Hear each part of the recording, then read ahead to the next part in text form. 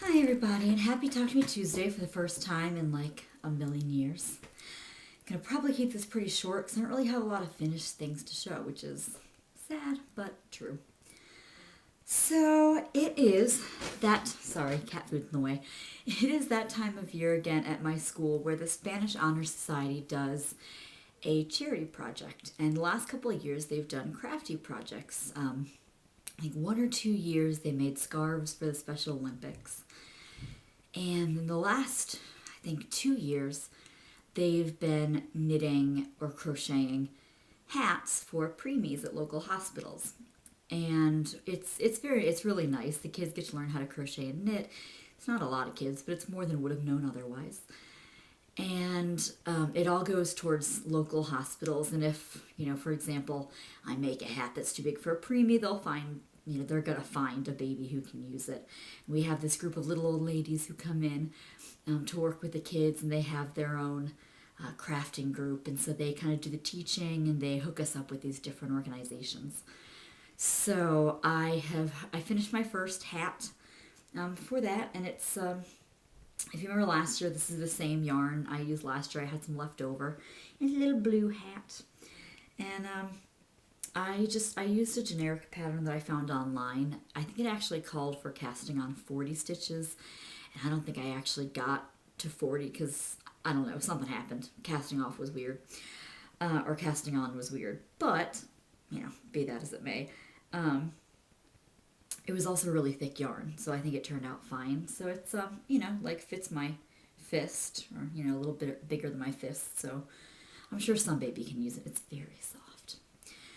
And so yes, I'm working on those, and I need to go out and buy some yarn because most of the yarn I have is like remnant yarn, and I have to make sure there are no animal fibers when I knit these hats. And unfortunately, I've got a couple of skeins of Red Heart, but it's not very soft. And I feel like, especially for preemies, new babies, they really need a soft yarn. So I'm going to have to go out and buy some more yarn because I just don't have anything great right now. Also, if you remember, it's been so long, I've been working on the quilt with the owls and the lattice work thing here. I haven't made, I think, any more progress since the last time I posted. But I did, finally, they're having a sale at Hancock Fabrics. And so I finally bought a backing fabric for my quilt so I can actually finish it when I am able. And it's this pretty, it's a really nice shade. I just love the shade of purple. And it's not perfect match for any of the purples that are on the front. But I figure it doesn't really matter, and it was so pretty I couldn't pass it up. So I'm looking forward to finally someday finishing the top of this quilt and putting it back on it and, quilting it and binding it someday, preferably, before October's over. And I think the only other thing, that I'm working on is for my niece. I have 3 nieces and 2 nephews. One of them is a sophomore in high school and sadly does not trick-or-treat anymore. So, but last year I made trick-or-treat bags for my 2 nephews. Well, now I've got a new little niece, but she's still a baby, so she doesn't really need to collect candy. But I do have another niece who I believe is 8 this year, and I didn't make her a bag last year. I think she had her own. So I bought some fabric to make her a Halloween treat bag. Just do a little really simple with this happy pumpkin fabric on the outside and this really sparkly, fun orange on the inside. I just thought that was really neat, and I just kind of really want to quilt with it now.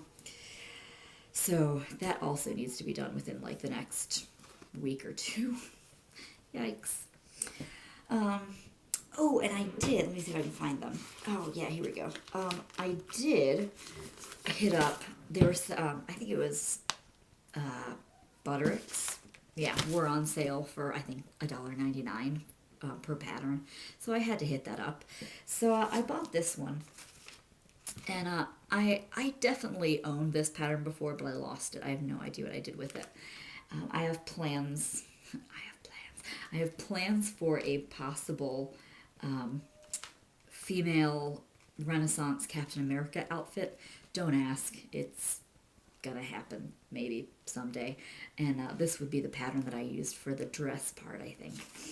And I found I really like, I know I have two other Regency dresses, but I just really liked the looks of this one. And it also has a pattern for a pellis, so I really thought that looked nice, and I would definitely like to make that sometime soon, although when, I don't know.